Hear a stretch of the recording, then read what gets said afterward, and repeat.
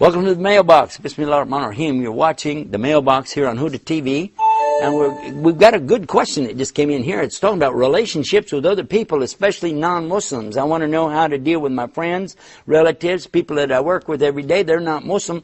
What do I do? How do I approach or talk to them about different subjects? Or can I even be with them at all? What's the Quran say about that? I heard somebody say we can't even take them as friends. And do I have to forsake all my relatives now that I'm a Muslim? And what's going on with that in Islam? It's actually a longer email than that.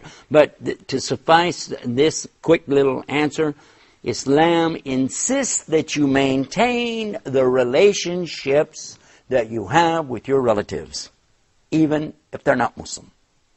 This is clear in the Quran itself, and Allah tells us clearly, don't break the ties of the wombs. In Arabic, rahim.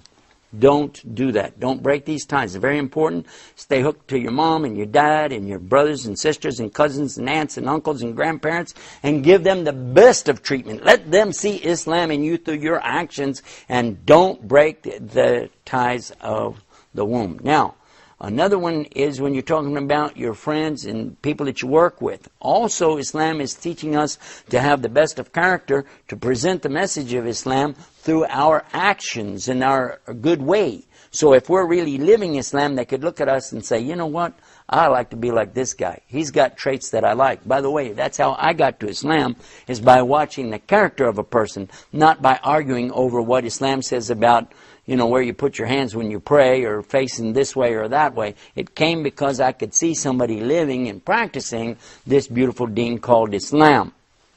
Now, when you want to talk about verses of the Quran said this or said that, first of all, it doesn't say it in English. What it's talking about in the Arabic language is wali. And wali has a special connotation when used in the Quran, especially when it's telling you that Allah is your wali. He is your protecting and close ally. The one you should trust as a Muslim is Allah to be your wali or ally.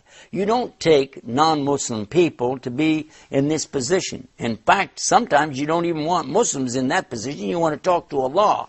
And then as far as bitana, bitana is another word used in another place in the Quran. It's talking about like the inner lining of your garment. So intimate and so close to you. And who should be that? Maybe your mom, maybe, of course, Allah subhanahu wa ta'ala, but not strangers and people like that. This is the meaning behind it. But as far as friends and associates, let them be with you and you be with them to show them the good way of Islam. Of course, don't copy the bad stuff they do, but that's in another email coming up right here on the mailbox here on Huda TV. I'll get back to this, and you watch for more mailbox here on Huda TV.